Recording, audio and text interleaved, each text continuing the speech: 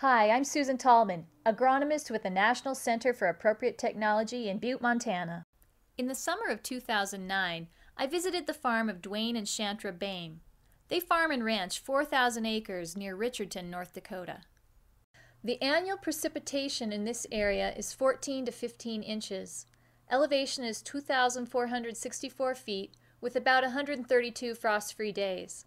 The Boehms started farming in 1972 with 320 acres and transitioned to organic in 1986.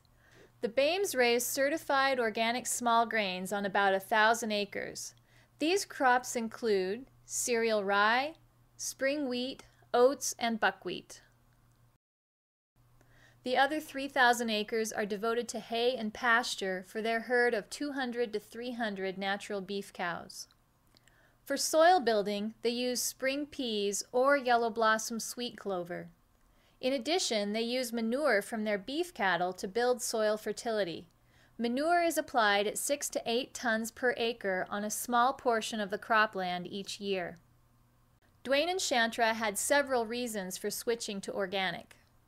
A lot of it started not by choice because it was critical that we do some things differently, or frankly we wouldn't be in business anymore, and organics did fit there.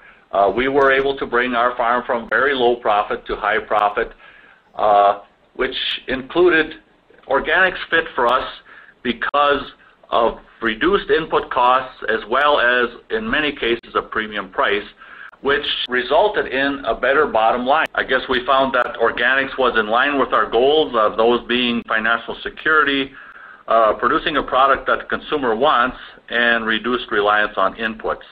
Duane and Chantra are excellent business managers who have crafted their organic farm to meet their business goal of taking more to the bottom line. They don't try to maximize production, they try to maximize profit. Since they started farming, their farm has grown from 320 acres to 4,000 acres. 15 years ago, they owned only 20% of their land. Now they own 2/3 and lease the rest. They are very careful about capital purchases and use old equipment. After 38 years of farming, they just purchased their first new tractor. There's this appearance thing, we talk about young folks with peer pressure. We have that with us old guys as well. And that is that, there's a perception that because of the things that we show, maybe it's a home, maybe it's equipment or pickups, that suggests success, but that might not always be the case. Their biggest weed problems are Canada thistle and field bindweed. Here you can see a patch of Canada thistle in the oat field.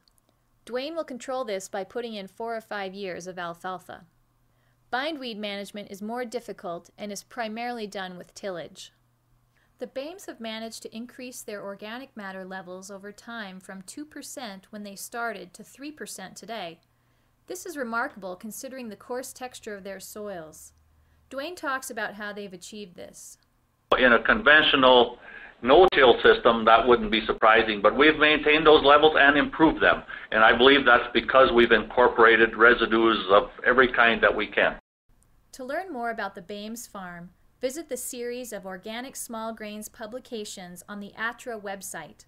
You can also listen to an archived webinar featuring Duane titled Making Organic Small Grains Work on Your Farm at www.atra.org.